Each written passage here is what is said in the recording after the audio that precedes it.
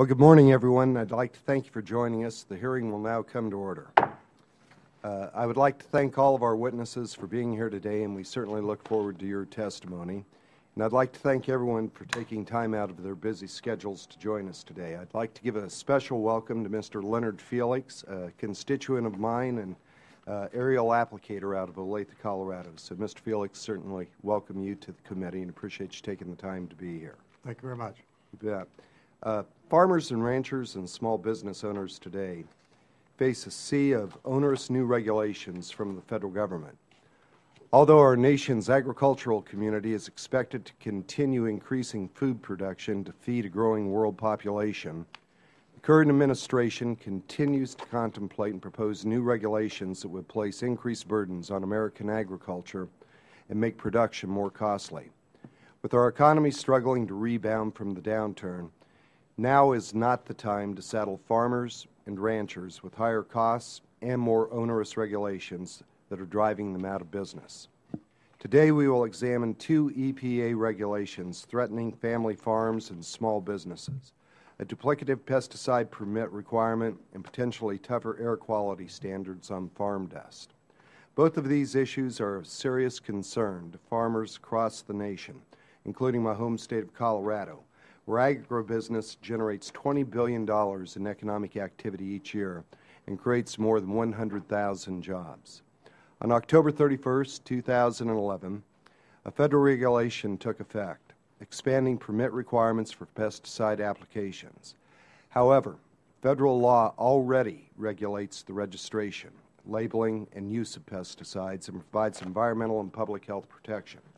This expanded requirement is duplicative and another costly form of red tape that brings with it no added environmental protection. The EPA has estimated that expanded permit requirement will affect some 365,000 pesticide users at a total cost of $50 million per year. But the real cost to small business could be much greater. A second regulatory concern we will examine today that threatens rural economies is the potential for more stringent EPA regulations on farm dust. The EPA is currently in the process of revising the national ambient air quality standards for particulate matter, including dust. While I'm pleased that the EPA administrator has announced that she does not intend to make current standards for coarse particulate matter more stringent, the revised rule has not yet been finalized. Uncertainty lingers, and there is still no agricultural exemption for farm dust in the EPA's standards. In fact, producers in Arizona already fall within the reach of current dust standards and have been forced to change their farming practices as a result. If the agency were to adopt more stringent standards, many more rural areas would be affected.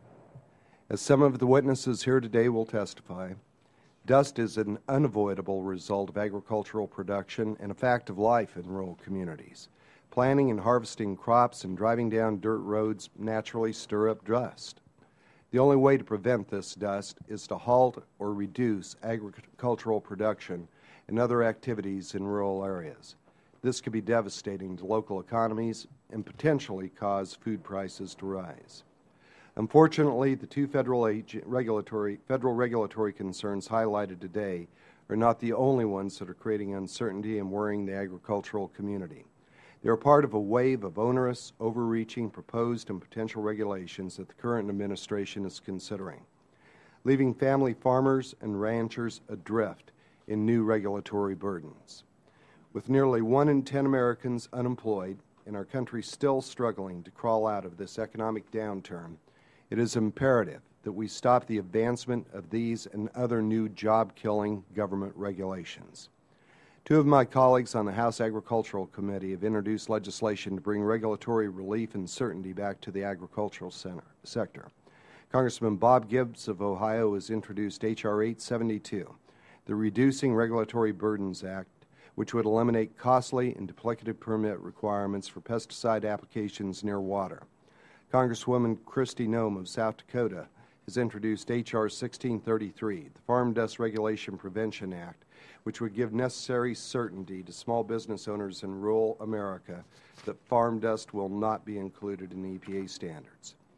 Providing greater regulatory certainty and regulatory relief to our nation's farmers, ranchers, and rural communities is absolutely critical. Creating an environment conducive for economic growth will enable farmers to grow crops and assist with getting our nation back on the path to future economic prosperity.